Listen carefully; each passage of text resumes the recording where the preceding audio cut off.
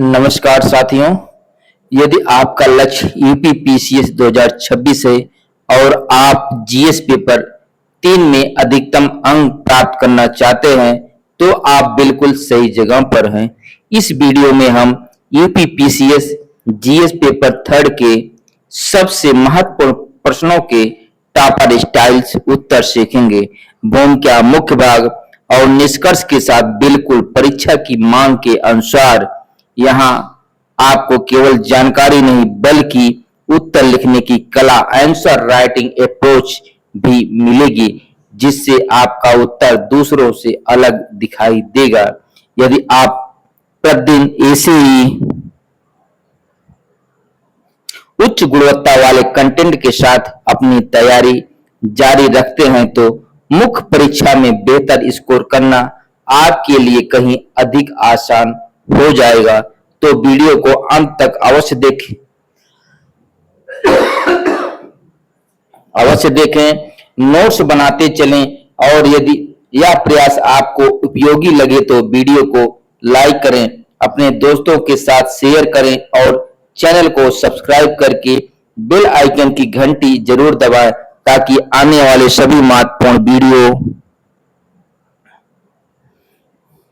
सबसे पहले आपको मिले। चलिए बिना समय गंवाए हम शुरू करते हैं जीएस पेपर थर्ड। अगर आपने इन प्रीवियस ईयर्स के प्रश्नों को हल करना सीख गए तो हम ये दावा कर सकते हैं कि आप बेहतर तरीके से किसी भी प्रश्न का उत्तर लिख सकते हैं।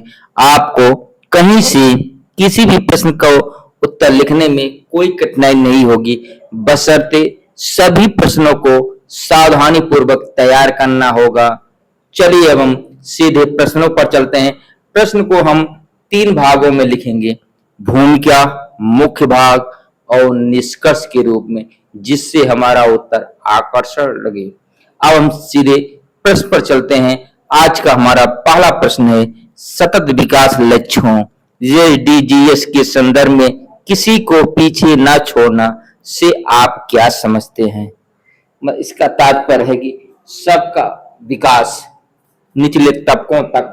चलिए अब हम सीधे प्रश्न पर चलते हैं।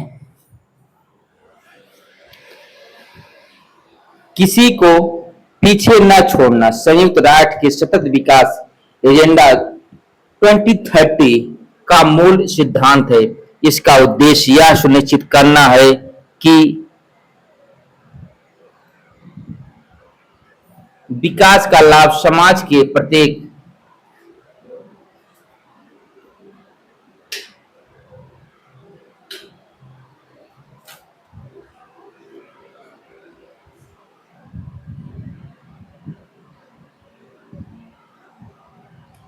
व्यक्ति, विशेषकर गरीब, वंचित महिलाएं, दिव्यांग, अनुसूचित जाति, जनजाति तथा अन्य हाशिए पर स्थित वर्गों तक समान रूप से पहुंचे।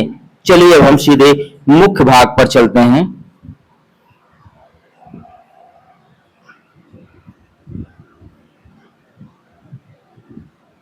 समानता एवं समावेशन पहला पॉइंट है, विकास के अवसरों तक सभी की समान पहुंच सुनिश्चित करना।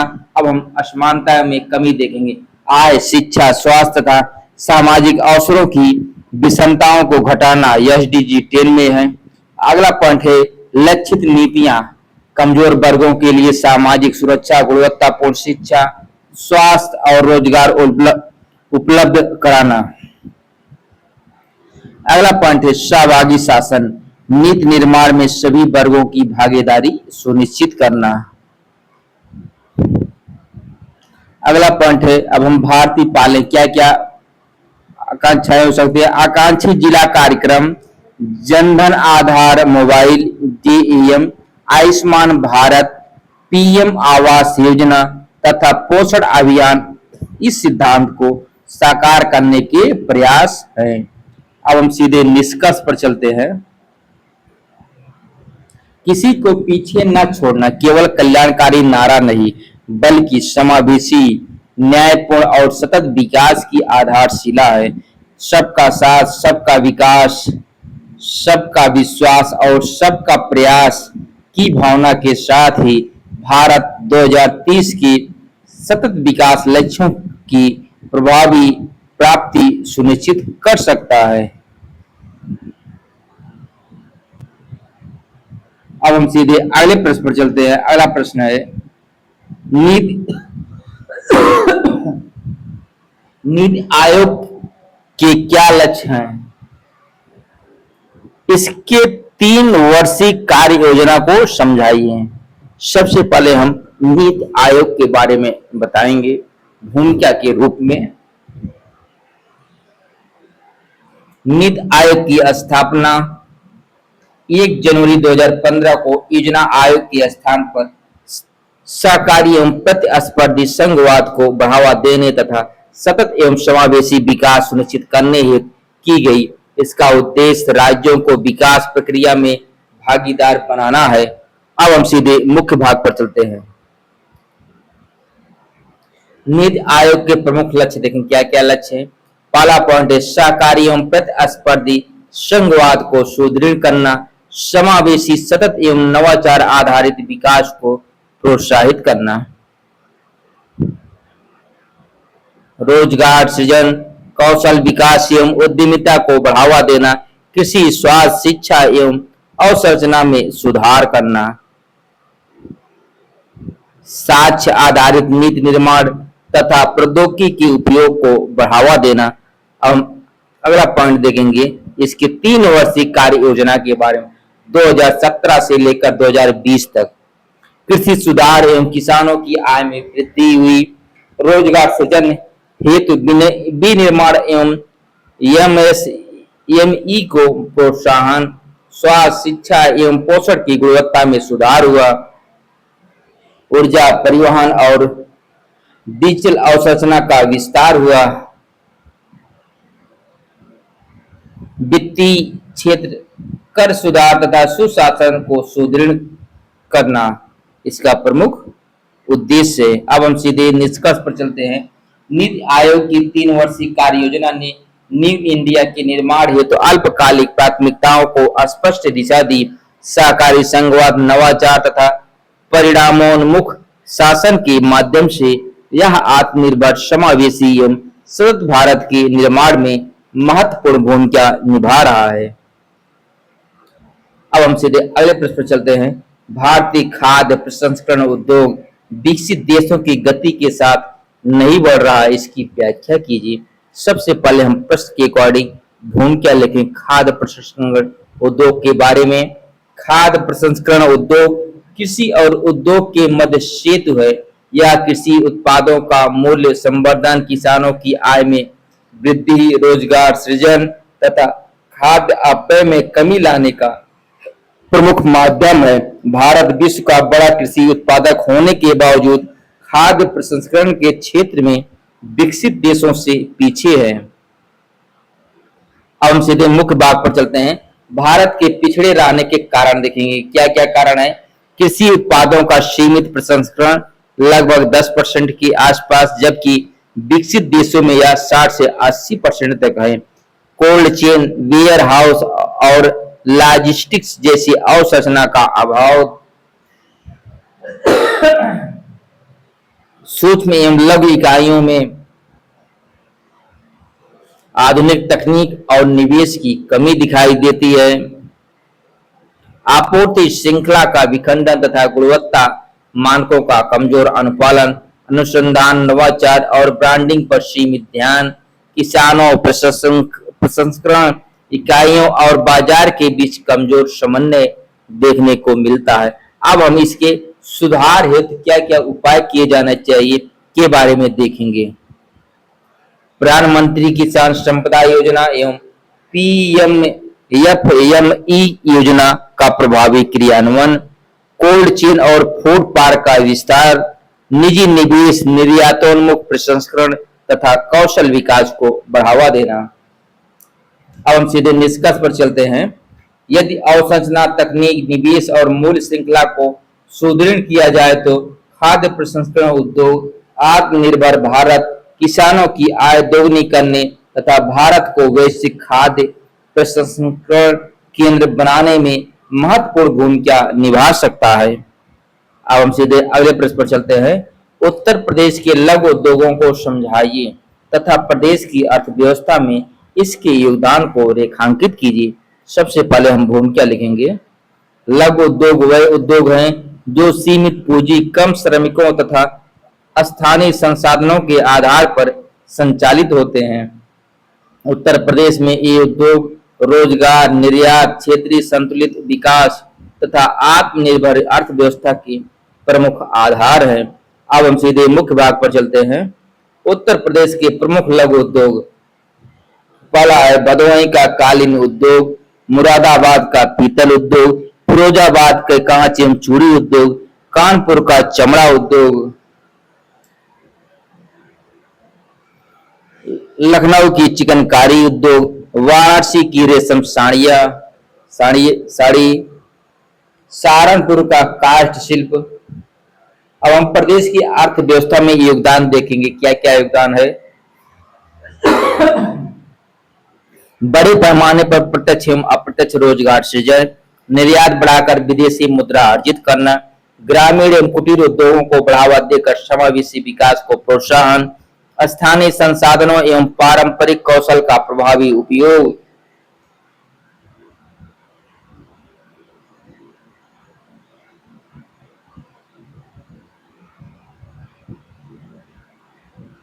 एक जिला एक उत्पाद ओडीओपी जैसी योजनाओं से उद्योगों की प्रतिस्पर्धात्मकता में वृद्धि, महिला उद्यमिता, स्वरोजगार तथा एमएसएमई क्षेत्र को सशक्त बनाना। अब हम प्रदेश के जीएसडीपी तथा औद्योगिक विकास में महत्वपूर्ण योगदान देखेंगे, क्या क्या महत्वपूर्ण योगदान है। सबसे पहले हम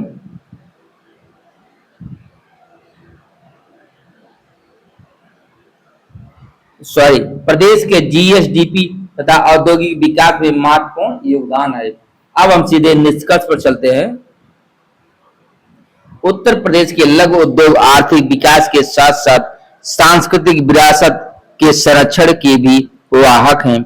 आधुनिक तकनीक, वित्तीय सहायता, कौशल विकास तथा बेहतर विपणन व्यवस्था के माध्यम से इन्हें और सशक्त बनाकर ट्रिलियन डॉलर अर्थव्यवस्था के लक्ष्य को गति दी जा सकती है। अब हम सीधे अगले प्रश्न पर चलते हैं। अगला प्रश्न है हमारा, भारत में कृषि उत्पादकता में कमी के क्या कारण है। सबसे पहले हम भूमिका लिखेंगे भारतीय कृषि उत्पादकता के बारे में। कृषि भारत की अर्थव्यवस्था का आधार है तथा बड़ी आबादी की आजीविका इससे जुड़ी है। इसके बावजूद विकसित देशों की तुलना में भारत की प्रति हेक्टेयर कृषि उत्पादकता अपेक्षाकृत कम है, जो खाद्य सुरक्षा एवं किसानों की आय को प्रभावित करती है।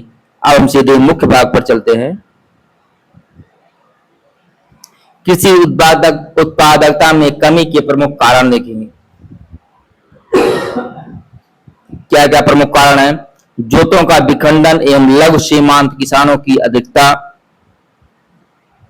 मानसून पर अत्यधिक निर्भरता तथा सिंचाई सुविधाओं का असमान विस्तार, उन्नत बीज, उर्वरक एवं आधुनिक तकनीक का सीमित उपयोग, मृदा उर्वरता में गिरावट, जलवायु परिवर्तन एवं भूमि क्षरण, कृषि अनुसंधान विस्तार सेवाओं एवं यंत्रीकरण का अपर्याप्त प्रसार, भंडारण, शीत श्रृंखला एवं विपणन अवसंरचना की कमी से फसलोत्तर हानि, संस्थागत ऋण व कृषि निवेश की अपर्याप्त उपलब्धता, मूल्य स्थिरता तथा जोखिम प्रबंधन की कमजोर व्यवस्था। अब हम सीधे निष्कर्ष पर चलते हैं। कृषि उत्पादकता बढ़ाने के लिए सिंचाई विस्तार, आधुनिक तकनीक, गुणवत्तापूर्ण बीज, मृदा स्वास्थ्य प्रबंधन, कृषि अवसंरचना तथा बाजार सुधारों को बढ़ावा देना आवश्यक है। डिजिटल कृषि, प्राकृतिक संसाधनों का सतत उपयोग एवं किसान केंद्रित नीतियां भारत की कृषि को अधिक उत्पादक, प्रतिस्पर्धी और टिकाऊ बना सकती है। अब हम सीधे अगले प्रश्न पर चलते हैं। एससीएनजी क्या है, इसके विभिन्न उपयोग बताइए। सबसे पहले हम प्रश्न के अकॉर्डिंग भूमिका लिखेंगे।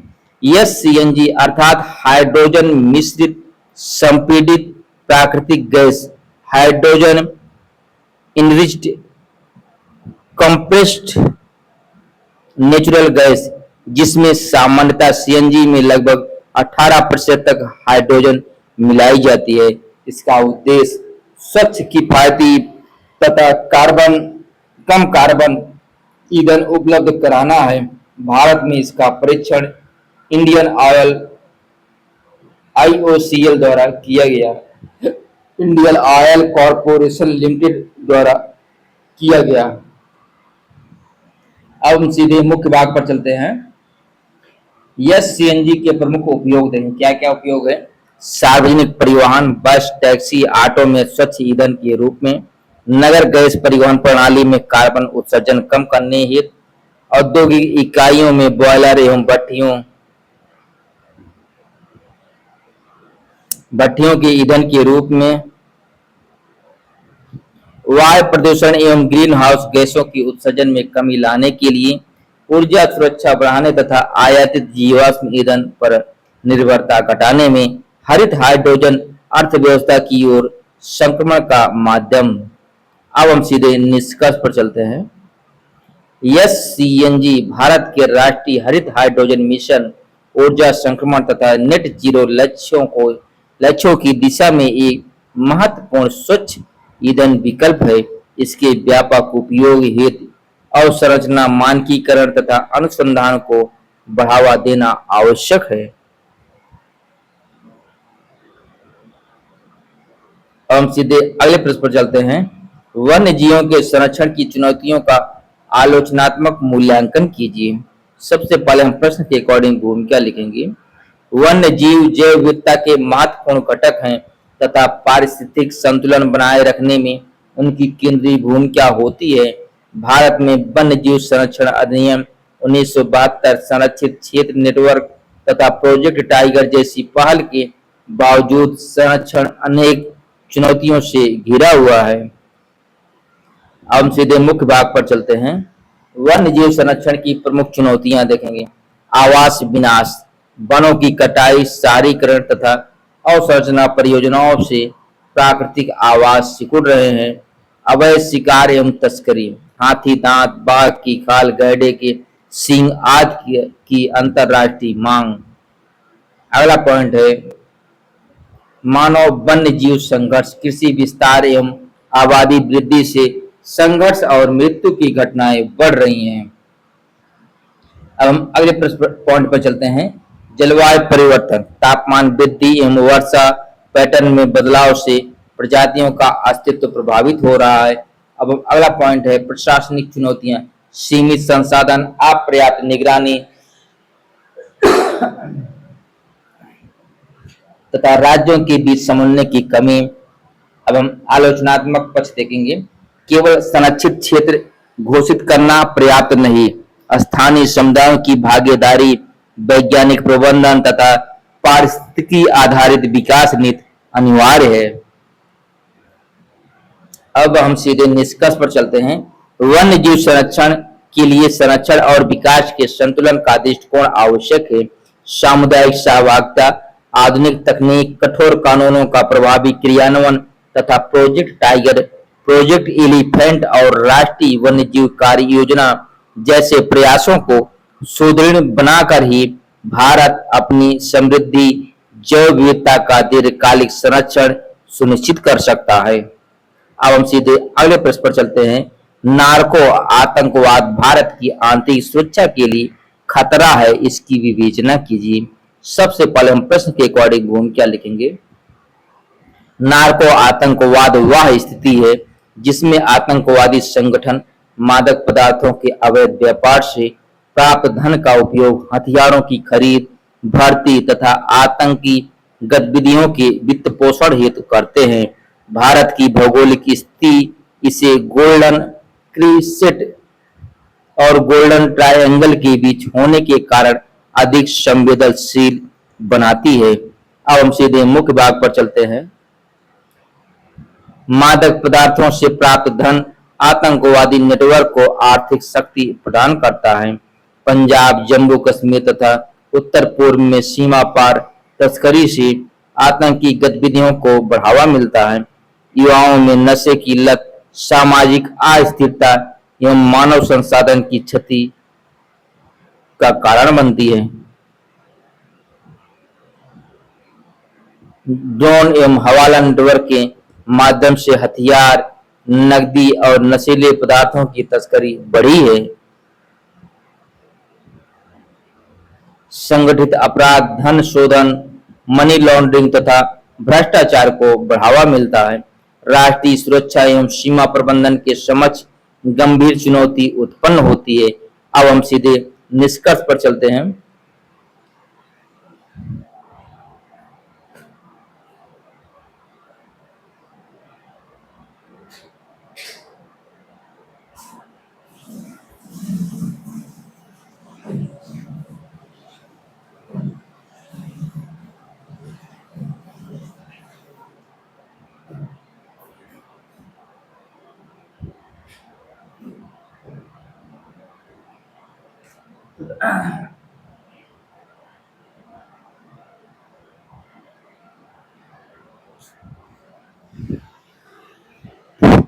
नार्को आतंकवाद से निपटने के लिए एनआईए, एनसीबी, बीएसएफ एवं राज्यों के बीच बेहतर समन्वय, सीमा निगरानी में आधुनिक तकनीक, धन शोधन एवं कठोर कार्रवाई तथा जन जागरूकता आवश्यक है। समग्र एवं बहुआयामी रणनीति भारत की आंतरिक सुरक्षा को सुदृढ़ कर सकती है। अब हम अगले प्रश्न पर चलते हैं। मनी लॉन्ड्रिंग एवं मानव तस्करी की गैर परंपरागत सुरक्षा चुनौतियों के रूप में समीक्षा कीजिए। सबसे पहले हम प्रश्न के अकॉर्डिंग भूमिका लिखेंगे। गैर परंपरागत सुरक्षा चुनौतियां वे खतरे हैं जो केवल सैन्य आक्रमण तक सीमित न होकर आर्थिक, सामाजिक एवं मानव सुरक्षा को प्रभावित करते हैं। मनी लॉन्ड्रिंग और मानव तस्करी ऐसे ही संगठित अपराध हैं जो राष्ट्रीय सुरक्षा एवं सुशासन के लिए गंभीर चुनौती बन चुके हैं। अब हम सीधे मुख्य भाग पर चलते हैं। मनी लॉन्ड्रिंग की सुरक्षा खतरे। आतंकवाद एवं संगठित अपराध के वित्त पोषण को बढ़ावा, समानांतर अर्थव्यवस्था एवं भ्रष्टाचार का विस्तार, वित्तीय संस्थाओं की विश्वसनीयता पर प्रतिकूल प्रभाव, कर चोरी एवं निवेश वातावरण में गिरावट।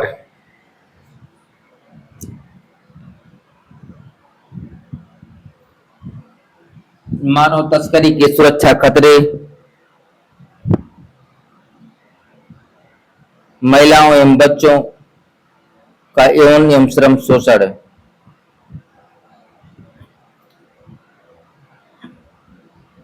अवैध प्रवासन एवं सीमा पार अपराधों में वृद्धि, मानव अधिकारों का गंभीर उल्लंघन, संगठित अपराध नेटवर्क एवं आतंकवादी गतिविधियों को सहयोग देना। अब हम इसके उपाय देखेंगे। तो धन शोधन निवारण अधिनियम पीएमएलए एफएटीएफ मानकों का पालन, मानव तस्करी विरोधी इकाइयों को सशक्त बनाना, सीमा प्रबंधन, अंतरराष्ट्रीय सहयोग तथा जन जागरूकता बढ़ाना। अब हम सीधे निष्कर्ष पर चलते हैं। मनी लॉन्ड्रिंग एवं मानव तस्करी केवल कानूनी व्यवस्था की समस्या नहीं बल्कि राष्ट्रीय, आर्थिक एवं मानव सुरक्षा की जटिल गैर परंपरागत चुनौतियां हैं। प्रभावी कानून, तकनीकी निगरानी, अंतरराष्ट्रीय सहयोग एवं पीड़ित केंद्रित दृष्टिकोण से ही इन पर प्रभावी नियंत्रण संभव है। अब हम सीधे अगले प्रश्न पर चलते हैं। भारत के सुरक्षा परिदृश्य में रिवॉल्यूशन इन मिलिट्री अफेयर्स क्या है? सबसे पहले हम भूमिका लिखेंगे। रिवॉल्यूशन इन मिलिट्री अफेयर्स से आशय सैन्य रणनीति, संगठन सिद्धांत तथा अत्याधुनिक प्रौद्योगिकी जैसे कृत्रिम बुद्धिमत्ता, ड्रोन, साइबर एवं अंतरिक्ष क्षमता के समन्वित उपयोग से वृद्धि की प्रकृति में होने वाली समन्वित उपयोग से युद्ध की प्रकृति में होने वाले क्रांतिकारी परिवर्तन से भारत के लिए यह बदलते सुरक्षा परिवेश में अत्यंत महत्वपूर्ण है। अब हम सीधे मुख्य भाग पर चलते हैं। नेटवर्क केंद्रित युद्ध एवं वास्तविक समय की सूचना साझेदारी, कृत्रिम बुद्धिमत्ता, ड्रोन, रोबोटिक्स एवं स्वायत्त हथियार प्रणालियों का उपयोग, साइबर युद्ध, आंतरिक सुरक्षा तथा इलेक्ट्रॉनिक्स युद्ध क्षमताओं का विकास,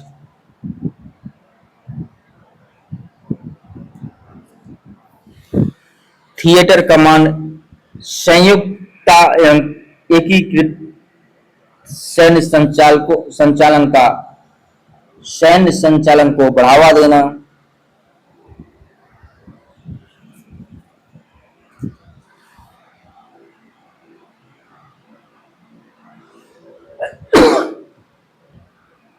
आत्मनिर्भर भारत के अंतर्गत स्वदेशी रक्षा उत्पादन जैसे तेजस, आकाश, ब्रह्मोस तथा IDEX पहल, सीमावर्ती चुनौतियां, आतंकवाद तथा हाइब्रिड युद्ध से प्रभावी ढंग से निपटने की क्षमता में वृद्धि।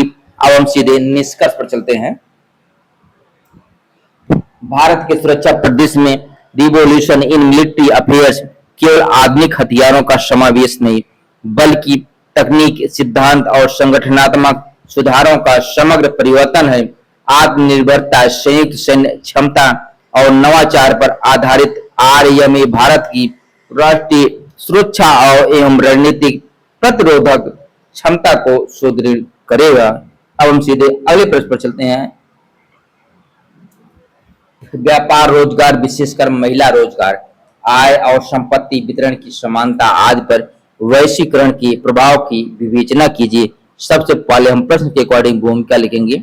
वैश्वीकरण वस्तुतः सेवाओं, पूंजी, प्रौद्योगिकी एवं श्रम की वैश्विक स्तर पर बढ़ते प्रभाव की प्रक्रिया है। 1991 के आर्थिक सुधारों के बाद भारत में इसका व्यापार, रोजगार तथा सामाजिक आर्थिक संरचना पर व्यापक प्रभाव पड़ा। अब हम सीधे मुख्य भाग पर चलते हैं।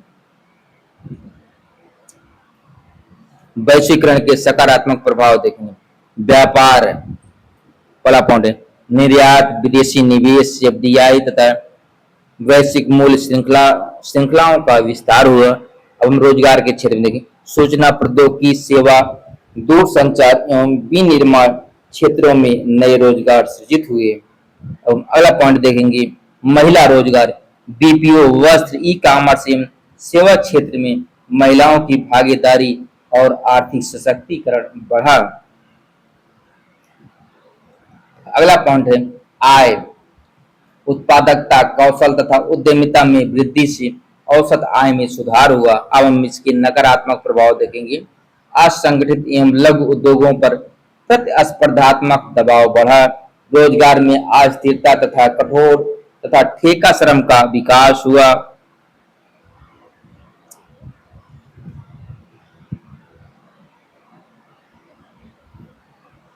ठेका श्रम का विस्तार हुआ, महिलाओं को कम वेतन, असुरक्षित कार्य परिस्थितियों एवं लैंगिक वेतन अंतर जैसी चुनौतियां बनी रही। आय एवं संपत्ति का वितरण अधिक असमान हुआ, क्षेत्रीय एवं सामाजिक विषमताएं बढ़ी। अब हम सीधे निष्कर्ष पर चलते हैं। वैश्वीकरण के लाभों को समावेशी विकास से जोड़ना आवश्यक है। कौशल विकास, महिला श्रम भागीदारी, सामाजिक सुरक्षा, समान वेतन तथा make in India, skill India जैसी नीतियों के प्रभावी क्रियान्वयन से वैश्वीकरण को अधिक न्यायसंगत और समावेशी बनाया जा सकता है। अब हम सीधे अगले प्रश्न पर चलते हैं। उत्तर प्रदेश सरकार की कल्याणकारी योजनाओं एवं उसकी भूमिका को समझाइए। सबसे पहले हम उसकी कल्याणकारी योजनाओं के बारे में भूमिका लिखेंगे। कल्याणकारी राज्य की अवधारणा के अनुरूप उत्तर प्रदेश सरकार शिक्षा, स्वास्थ्य, महिला सशक्तिकरण, कृषि, रोजगार तथा सामाजिक सुरक्षा के क्षेत्र में विभिन्न योजनाओं का संचालन कर समावेशी एवं सतत विकास को बढ़ावा दे रही है। अब हम सीधे मुख्य भाग पर चलते हैं। उत्तर प्रदेश सरकार की प्रमुख कल्याणकारी योजनाएं देंगे।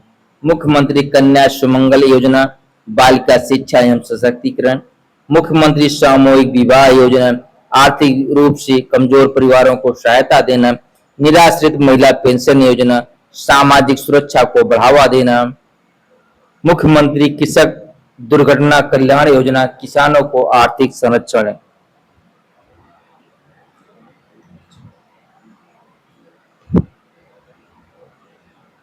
मुख्यमंत्री युवा स्वरोजगार योजना रोजगार एवं उद्यमिता को बढ़ावा, आयुष्मान भारत एवं मुख्यमंत्री जन आरोग्य योजना गुणवत्तापूर्ण स्वास्थ्य सेवाएं। अब हम सरकार की भूमिका देखेंगे, क्या क्या सरकार की भूमिका है। गरीबी एवं असमानता में कमी, महिला, किसान, युवा एवं वंचित वर्गों का सशक्तिकरण, शिक्षा, स्वास्थ्य एवं पोषण में सुधार, रोजगार सृजन तथा ग्रामीण विकास को गति, सामाजिक न्याय एवं समावेशी विकास को प्रोत्साहन। अब हम सीधे निष्कर्ष पर चलते हैं।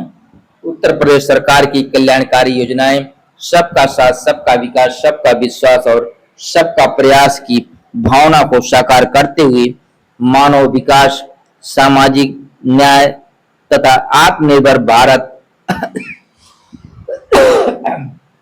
तथा आत्मनिर्भर उत्तर प्रदेश के निर्माण में महत्वपूर्ण भूमिका निभा रही है।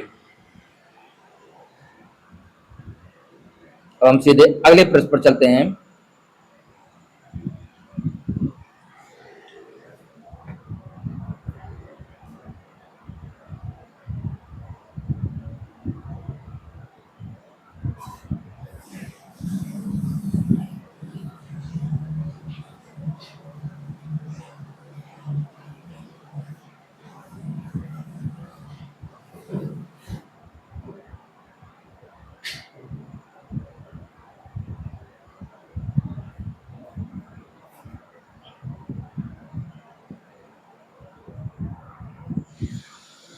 भारत में गरीबी और असमानता को कम करने में प्रमुख चुनौतियां क्या है। सबसे पहले हम प्रश्न के अकॉर्डिंग भूमिका लिखेंगे।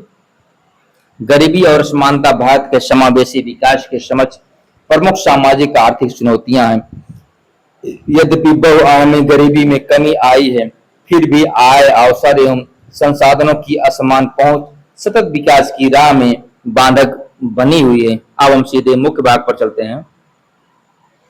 गरीबी एवं असमानता कम करने की प्रमुख चुनौतियां देखेंगे।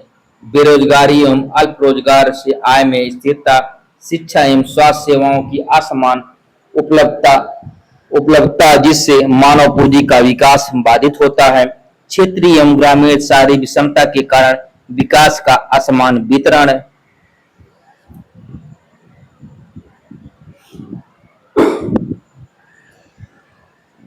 असंगठित क्षेत्र का प्रभुत्व जहां सामाजिक सुरक्षा का अभाव है।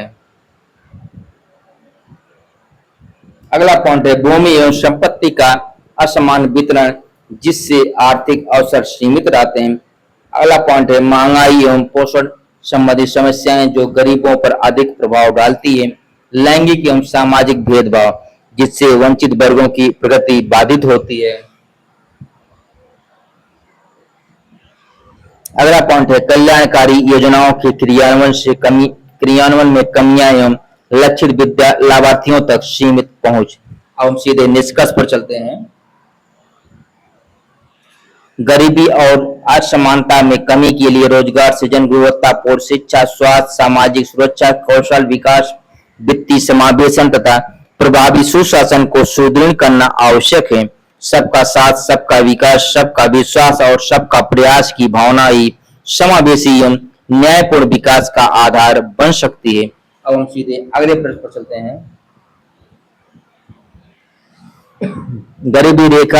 गरीबी की रेखा से क्या अभिप्राय है। भारत में गरीबी निवारण के लिए चालू किए गए कार्यक्रम समझाइए। सबसे पहले प्रश्न के अकॉर्डिंग भूमिका लिखेंगे। गरीबी रेखा के बारे में बताएंगे। गरीबी रेखा वह न्यूनतम आय उपभोग स्तर है जिसके नीचे जीवन यापन करने वाले व्यक्ति अपनी मूलभूत आवश्यकताओं भोजन, वस्त्र, आवास, शिक्षा एवं स्वास्थ्य की पूर्ति नहीं कर पाते हैं। भारत में नीति आयोग बहुआयामी गरीबी सूचकांक के माध्यम से भी गरीबी का आकलन करता है। अब हम सीधे मुख्य भाग पर चलते हैं। गरीबी निवारण हेतु तो प्रमुख कार्यक्रम देखते हैं। महात्मा गांधी राष्ट्रीय ग्रामीण रोजगार गारंटी अधिनियम, ग्रामीण परिवारों को 100 दिनों का रोजगार। अब इसका नाम परिवर्तित होकर बीजी रामजी हो गया है। अगला पॉइंट है राष्ट्रीय ग्रामीण आजीविका मिशन, स्वयं सहायता समूहों के माध्यम से आजीविका संवर्धन। अगला पॉइंट है प्रधानमंत्री आवास योजना, ग्रामीण सारे गरीबों को पक्का आवास। अगला है राष्ट्रीय खाद्य सुरक्षा अधिनियम, रियायती दरों पर खाद्यान्न उपलब्ध कराना। अगला पॉइंट है प्रधानमंत्री जन धन योजना, वित्तीय समावेशन को बढ़ावा। अगला पॉइंट है आयुष्मान भारत, प्रधानमंत्री जन आरोग्य योजना, गरीबी गरीब परिवारों को स्वास्थ्य बीमा। अगला पॉइंट है प्रधानमंत्री उज्ज्वला योजना, निःशुल्क एलपीजी कनेक्शन द्वारा स्वच्छ ईंधन उपलब्ध कराना। अब हम सीधे निष्कर्ष पर चलते हैं। गरीबी उन्मूलन केवल आय बढ़ाने का नहीं बल्कि समावेशी विकास, गुणवत्तापूर्ण शिक्षा, स्वास्थ्य, कौशल विकास एवं सामाजिक सुरक्षा सुनिश्चित करने का विषय है। सतत विकास लक्ष्य एसडीजी 1 गरीबी का अंत की प्राप्ति हेतु इन योजनाओं का प्रभावी क्रियान्वयन एवं लक्षित लाभार्थियों तक पहुंच अत्यंत आवश्यक है।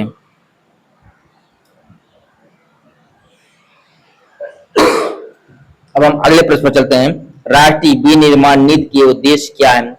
मेक इन इंडिया तथा स्टार्टअप इंडिया का आलोचनात्मक मूल्यांकन कीजिए। सबसे पहले हम प्रश्न के अकॉर्डिंग क्या लिखेंगे? राष्ट्रीय विनिर्माण नीति 2011 का उद्देश्य भारत को वैश्विक विनिर्माण केंद्र बनाना, रोजगार सृजन तथा आर्थिक वृद्धि को गति देना। इसी लक्ष्य की प्राप्ति हेतु मेक इन इंडिया 2014 और स्टार्टअप इंडिया 2016 जैसी पहलें प्रारंभ की गई। अब हम मुख्य भाग पर चलते हैं। राष्ट्रीय विनिर्माण नीति के उद्देश्य देखें, क्या क्या उद्देश्य हैं।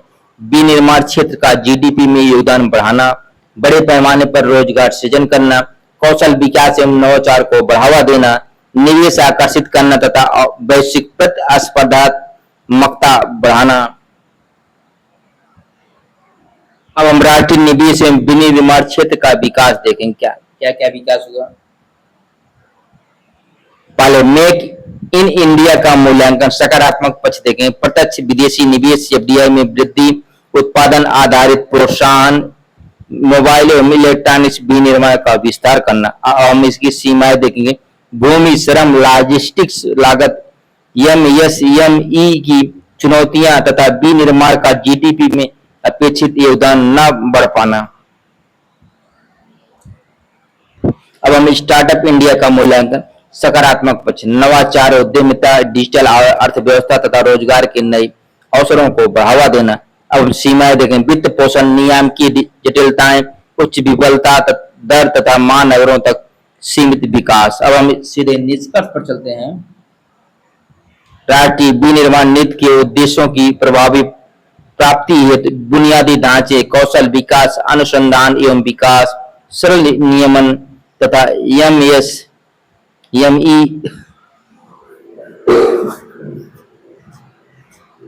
सशक्तिकरण पर बल देना आवश्यक है। इससे आत्मनिर्भर भारत और विकसित भारत 2047 के लक्ष्य को गति मिलेगी।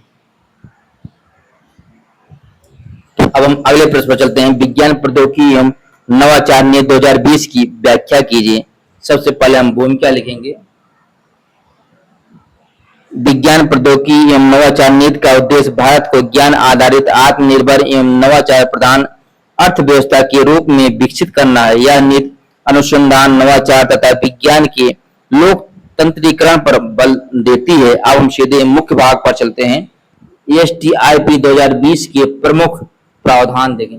ओपन साइंस, वैज्ञानिक शोध एवं डेटा तक सभी की पहुंच सुनिश्चित करना, अनुसंधान एवं विकास, सार्वजनिक एवं निजी निवेश को बढ़ावा देना, नवाचार पारतंत्र,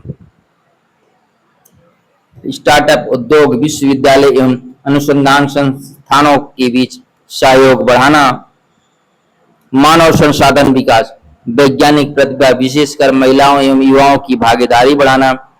अगला पॉइंट है प्रौद्योगिकी आत्मनिर्भरता, कृत्रिम बुद्धिमत्ता, जैव प्रौद्योगिकी, क्वांटम प्रौद्योगिकी एवं अंतरिक्ष जैसे उभरते क्षेत्रों को प्रोत्साहन। अगला पॉइंट है सतत विकास, विज्ञान को सामाजिक एवं पर्यावरणीय चुनौतियों के समाधान से जोड़ना।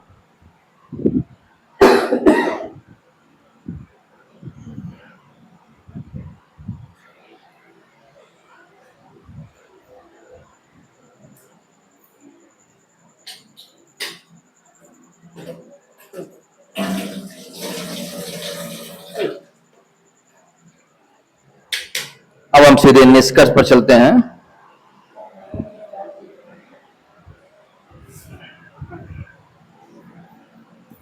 STIP 2020 आत्मनिर्भर भारत का विकसित भारत के लक्ष्य को सशक्त आधार प्रदान करती है। प्रभावी नीति क्रियान्वयन, पर्याप्त वित्त पोषण तथा उद्योग अकादमिक सहयोग से भारत वैश्विक विज्ञान एवं नवाचार नेतृत्व की दिशा में महत्वपूर्ण प्रगति कर सकता है। अब हम सीधे अगले प्रश्न पर चलते हैं। भारत में नक्सलवाद का सामना करने के लिए सरकार द्वारा उठाए गए कदमों को समझाइए। सबसे पहले हम प्रश्न के अकॉर्डिंग भूमिका लिखेंगे। नक्सलवाद भारत की आंतरिक सुरक्षा के समक्ष एक प्रमुख चुनौती है, जो सामाजिक आर्थिक विषमताओं, प्रशासनिक उपेक्षा तथा विकास की कमी से उत्पन्न हुई है। सरकार ने इससे निपटने हेतु सुरक्षा एवं विकास की दोहरी रणनीति अपनाई है। अब हम सीधे मुख्य भाग पर चलते हैं। सरकार द्वारा उठाए गए प्रमुख कदम देखें क्या क्या कदम है। समाधान रणनीति के माध्यम से स्मार्ट नेतृत्व, आक्रामक अभियान, आधुनिक तकनीक एवं खुफिया तंत्र को सुदृढ़ किया गया। ऑपरेशन ग्रीन हंट तथा केंद्रीय सशस्त्र पुलिस बलों की तैनाती द्वारा उग्रवाद प्रभावित क्षेत्रों में सुरक्षा बढ़ाई गई। सड़क, दूरसंचार, बैंकिंग, शिक्षा एवं स्वास्थ्य जैसी आधारभूत सुविधाओं का विस्तार किया गया। विशेष केंद्रीय सहायता एवं आकांक्षी जिला कार्यक्रम के माध्यम से विकास को गति दी गई। आत्मसमर्पण एवं पुनर्वास नीति के तहत नक्सलियों के पुनर्वास और मुख्य धारा में शामिल होने को प्रोत्साहित किया गया। स्थानीय युवाओं के लिए कौशल विकास एवं रोजगार योजनाएं संचालित की गई। अब हम सीधे निष्कर्ष पर चलते हैं। नक्सलवाद का स्थायी समाधान केवल सैन्य कार्रवाई से नहीं, बल्कि सुशासन, समावेशी विकास, जनजाति अधिकारों की सुरक्षा तथा प्रभावी प्रशासन से संभव है। सुरक्षा और विकास के संतुलित समन्वय से ही नक्सलवाद मुक्त भारत का लक्ष्य प्राप्त किया जा सकता है। अब हम सीधे अगले प्रश्न पर चलते हैं। नाभिकीय प्रसार के मुद्दों एवं विद्यमान नियंत्रण तंत्र का विस्तार पूर्वक वर्णन कीजिए। सबसे पहले हम भूमिका लिखेंगे। नाभिकीय प्रसार से आशय परमाणु हथियारों, प्रौद्योगिकी एवं विखंडनीय पदार्थों के नए देशों एवं अथवा गैर राज्य तत्वों तक फैलाने से है। यह वैश्विक शांति, सुरक्षा एवं सामरिक स्थिरता के लिए गंभीर चुनौती है। अब हम सीधे मुख्य भाग पर चलते हैं। नाभिकीय प्रसार के प्रमुख मुद्दे देंगे। परमाणु हथियारों की होड़ एवं क्षेत्रीय अस्थिरता, आतंकवादी संगठनों द्वारा परमाणु सामग्री प्राप्त करने का खतरा, दोहरे उपयोग प्रौद्योगिकी का दुरुपयोग, एनपीटी की सीमाएं तथा असमानता का आरोप, उत्तर कोरिया एवं ईरान जैसे मामलों से उत्पन्न वैश्विक चिंता। अब हम विद्यमान नियंत्रण तंत्र देखेंगे। परमाणु अप्रसार संधि एनपीटी प्रसार रोकने का प्रमुख वैश्विक ढांचा है। अंतरराष्ट्रीय परमाणु ऊर्जा एजेंसी IAEA के निरीक्षण एवं सुरक्षा उपाय, व्यापक परमाणु परीक्षण प्रतिबंध संधि CTBT परीक्षणों पर रोक अभी प्रभावी नहीं। NSG MTCR ऑस्ट्रेलिया समूह वासेनार व्यवस्था, निर्यात नियंत्रण तंत्र, संयुक्त राष्ट्र सुरक्षा परिषद के प्रतिबंध एवं प्रस्ताव। अब हम सीधे निष्कर्ष पर चलते हैं। नाभिकीय प्रसार पर प्रभावी नियंत्रण हेतु वैश्विक सहयोग, निरस्त्रीकरण के प्रतिबद्धता, IAEA की सुदृढ़ भूमिका तथा सभी देशों द्वारा उत्तरदायी परमाणु नीति अपनाना आवश्यक है। यही विश्व शांति और सुरक्षित अंतरराष्ट्रीय व्यवस्था का आधार बनेगा। अब हम सीधे अगले प्रश्न पर चलते हैं। भारत के उच्चतर रक्षा संगठन को समझाइए। सबसे पहले हम प्रश्न के अकॉर्डिंग भूमिका लिखेंगे। भारत का उच्चतर रक्षा संगठन वह संस्थागत ढांचा है जो राष्ट्रीय सुरक्षा, रक्षा नीति निर्माण, सैन्य संचालन तथा तीनों सेनाओं के समन्वय का कार्य करता है। इसका उद्देश्य प्रभावी, एकीकृत एवं त्वरित रक्षा प्रबंधन सुनिश्चित करना है। अब हम सीधे मुख्य भाग पर चलते हैं। उच्चतर रक्षा संगठन के प्रमुख घटक देखेंगे। पहला है पॉइंट है राष्ट्रपति, सशस्त्र बलों के सर्वोच्च सेनापति, प्रधानमंत्री एवं मंत्रिमंडलीय सुरक्षा समिति, रक्षा एवं राष्ट्रीय सुरक्षा से जुड़े सर्वोच्च निर्णय। अब हम अगला पॉइंट देखेंगे रक्षा मंत्रालय। रक्षा नीति, बजट एवं प्रशासन का संचालन करना। अगला पॉइंट है चीफ ऑफ डिफेंस स्टाफ, तीनों सेनाओं में संयुक्ता तथा थिएटर कमांड के विकास का नेतृत्व। अगला पॉइंट है थल, नौ एवं वायुसेना प्रमुख, अपनी अपनी सेनाओं का संचालन एवं आधुनिकीकरण।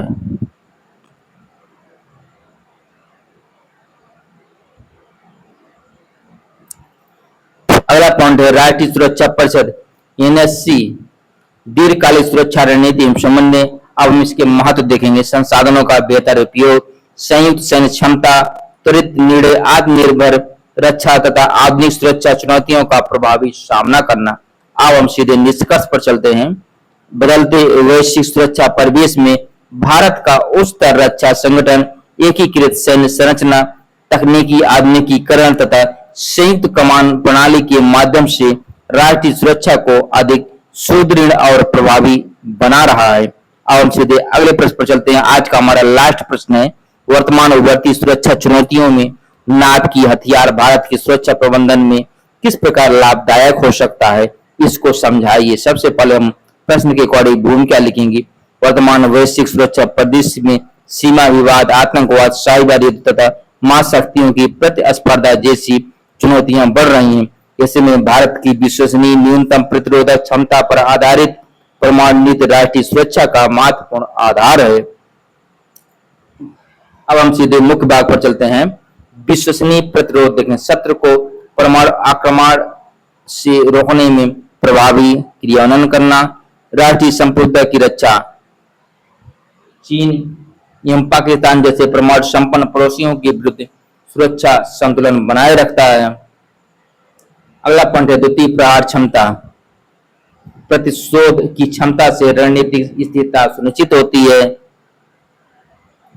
अगला पॉइंट है कूटनीतिक शक्ति में वृद्धि, वैश्विक मंचों पर भारत की सामरिक विश्वसनीयता और प्रभाव बढ़ता है।